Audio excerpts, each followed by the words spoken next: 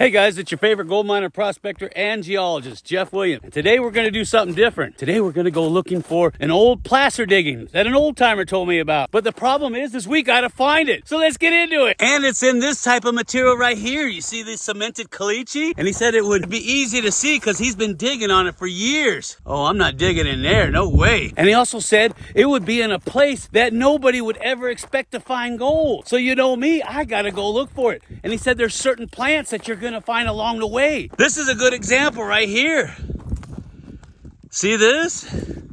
These only grow in certain areas. Yeah, he said we would be seeing these weird looking plants. You see that? And there's another one right there. It reminds me of the old Mormon tea plants. You could boil them up and then drink the tea from them and get an adrenaline rush. More trumpet plants.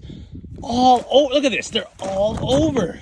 This kind of looks like it, but there's bedrock here. Oh, that'd be a good place to sample right up in there along the contact zone. He said I would be spotting a lot of these too.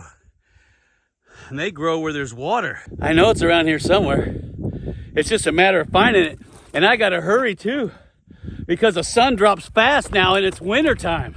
Now I know this has nothing to do with gold mining, but you guys see the Mike Tyson Jake Paul fight? Or should I say cuddle? Oh, what did you think about that, huh? Is that something else? Somebody made $20 million like that. Yeah, the caliche beds are getting more defined. You see that? All these different layers, but you're not digging in that. No, you have to drill and blast that. You see all this cemented caliche beds. Oh, I hope that's not what he was talking about. Ooh, I saw somebody run back in there. I saw somebody in there. There's another one there. Oh, I hope that's not it, because I'm not digging in that. But I don't see anything good. I see areas to backpack, and I see these nice little waterfalls. Look at this. See that? That's a nice little waterfall. I could see backpacking that. I don't even know if I'm in the right ravine. Wouldn't it be funny if he's sending me on an old wild goose tail? Remember when you were kids and they used to say, hey, you want to go hunting for snipes? Just pick up two boards and click them together. Remember that? In the middle of nowhere on a snipe hunt. Because I don't see anything. I'm waiting for some sand people to show up. All right, I'm going to keep on walking down this wash. And if not, we'll get into another one and we'll keep hunting. All right, I'm going to turn around. I don't see anything. This doesn't look good at all.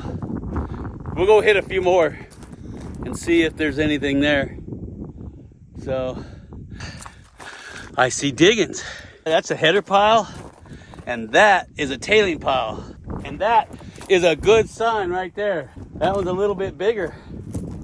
This might be the spot. He said he's been digging it for years. That don't look like years to me.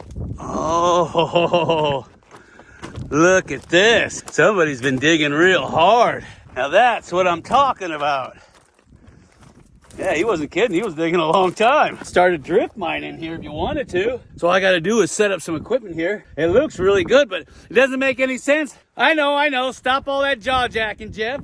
We want to see some gold. I want to see some gold too, because this looks really good. Smash that like button. Smash it hard. I got a bed of caliche right here.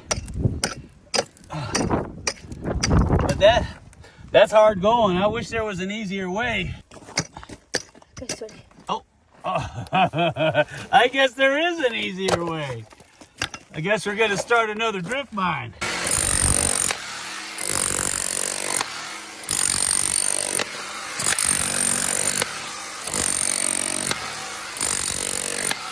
That I saw a scorpion. This reminds me of being in the drift mine. So much easier. All right, so what I'm going to do is I'm going to dig all this material out that's sitting on top of this caliche. This, I don't know, maybe 6 inches. And then we'll run that through a dry washer.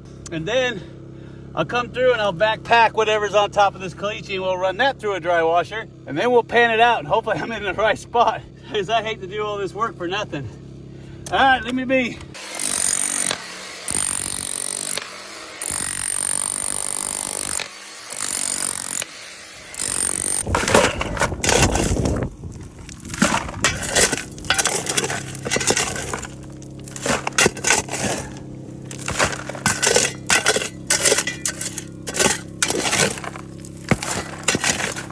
There's that caliche bed. And that's what he said the gold is sitting on, which is a no-brainer. I might cut this and start drifting. It'll be a lot easier. I know, stop jaw-jacking, Jeff. Get in there and get that gold. I'm working on it.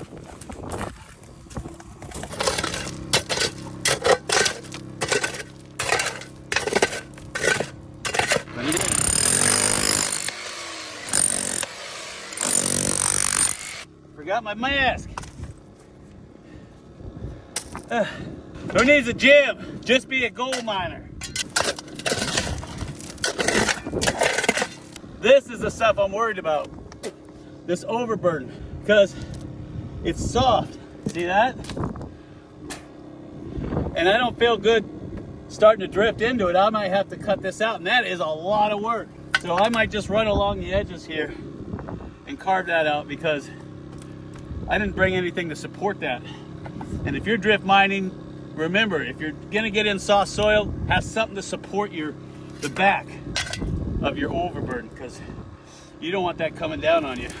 That's not too bad. It's rounded, and I have a distinct zone of consolidation.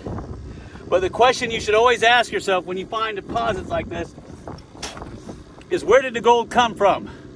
Where is this gold coming from? And is the source still exist? And if you can't find the source, you got to find the heaviest concentrations. That's the bottom line. So if I get time, I'm going to see if I can figure out where this is coming from, because that would be a lot richer than working these gravels. All right, let me run some of this through a dry washer. Oh, look at him. He's not too happy to see me. He says, "What are you doing digging up my house?" Now, the reason why I dig a little pocket under the blower here is because if you don't have enough space for your tubing, it'll literally pick this box up and stop the vibration. So make sure you dig out a notch for your air tubing.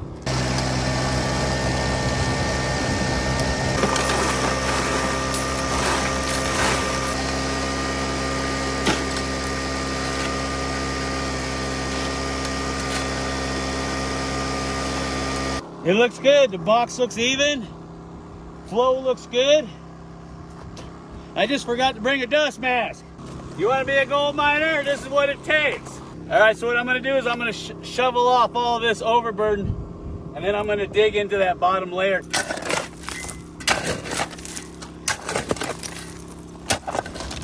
That's the cemented caliche bed. And this is the zone that has the gold. Most of it's going to be right here. I don't think there's going to be a lot up in here because the gold likes to drop. So what I'm doing is I'm trying to get down to a caliche bed, which is an artificial bedrock. And that's what you should be doing too.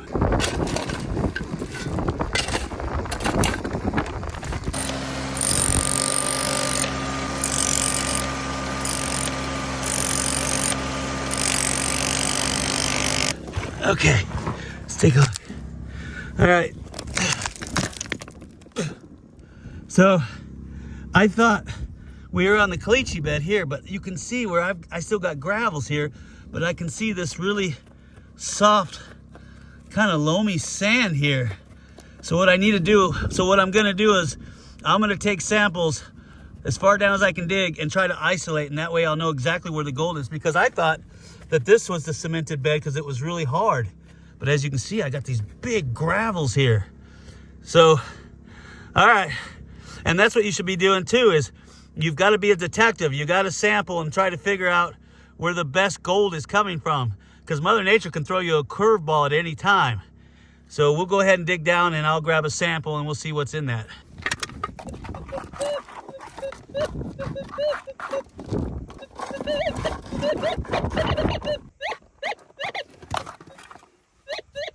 It is a hot rock. Wow, that's extremely hot.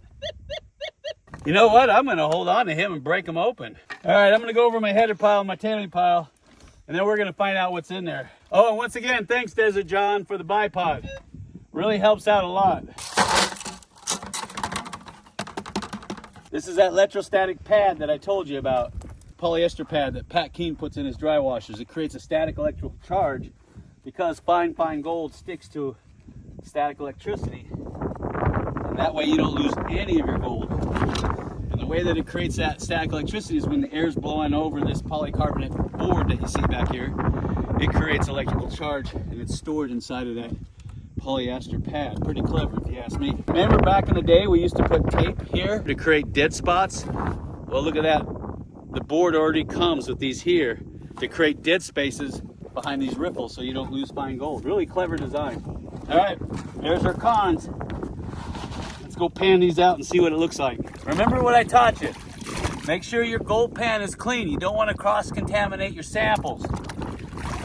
Make sure you got jet dry in the water. You don't want that ultra fine gold to float away. And I like to classify, and I'll pan this later. And yeah, you're gonna get wet. Nasty baby.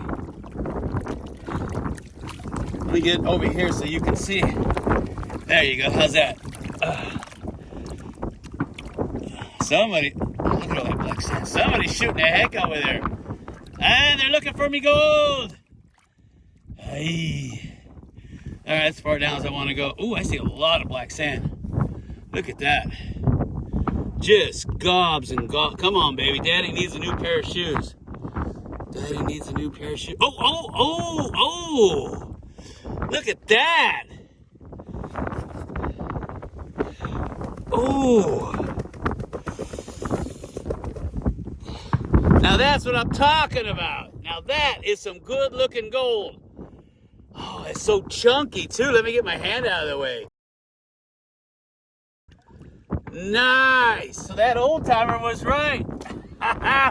Oh man, I tell you what, it's always good to follow up on some of these stories. I know even though they sound kind of crazy sometimes, you need to follow up on it. Now, what's the big surprise? At the end of every month, we give away a brand new Gold Monster 1000 metal detector.